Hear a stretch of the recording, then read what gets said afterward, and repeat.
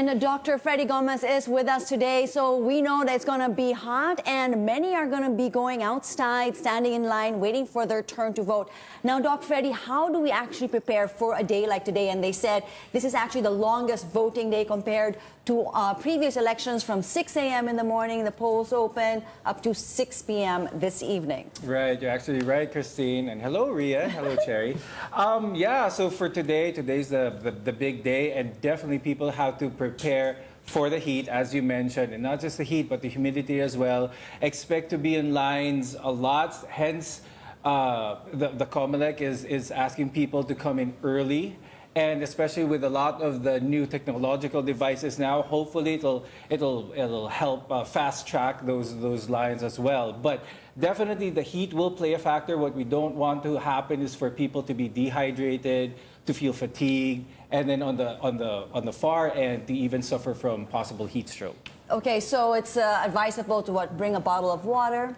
Yes, bring a bottle of water and try to stay away. I'm not sure on a lot of the polling places how covered they are from the elements. So just be prepared. Bring a wide-brimmed hat maybe, or bring probably some reading material, newspaper to shield you from the sun, from anything from that, and bring ample amounts of water as well, probably 750 ml or maybe a liter of water to be prepared. Okay, not only that, but of course the elderly would also be a big concern for everyone today, and the pregnant women as well. So what advice could you give them? Yes, that's actually right. So for those who are pregnant, as you said, or for those who have certain ailments such as maybe asthma or some heart conditions, it's advisable to bring a friend or a family member with you, just in case that, although the COMELEC has some people to watch over a lot of the voters, you want to have someone with you just in case you need that immediate attention as well. You know, Doc Freddie, I was out at about 12 noon yesterday, and it was extremely hot. And the forecast for today is 36 degrees Celsius at the, we hope that's the highest already. In the past days, it has been 42 degrees in some areas, in some provinces. And some people, I have friends who have suffered from heat stroke and were brought to the hospital, and they're young and they're healthy and they didn't know what was coming. So what are the signs? Well, for heat stroke, like what you said, Cherry, you know, even the young can be affected by that.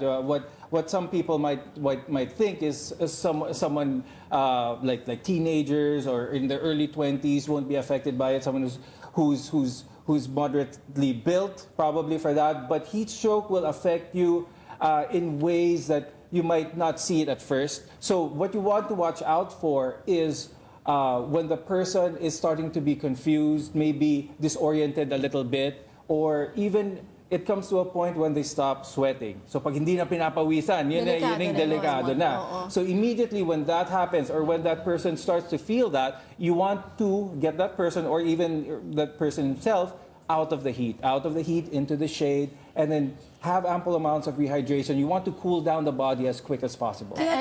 And also a concern would be that you mentioned it would reach to a high of maybe 36. Now that would be outside, but once you get into the classrooms where there are going to be lots of people, and it's just going to get humid, and so that would even bring up the heat index. I mean, in that area, they're going to feel a lot warmer than it actually is outside. There are forecasts of rains in the afternoon in Visayas and in Mindanao, and recently, before it rains, it gets really hot. That's the humidity, it's just higher. That's why something that's like 36 degrees, like what you said, might feel like even 38 or 40. So it might even feel hotter. So that's what people should be aware of as well. So apart from their list, kasi sabi ng COMELEC, pwede daw magdala ng list, no? So you already have your candidates with you.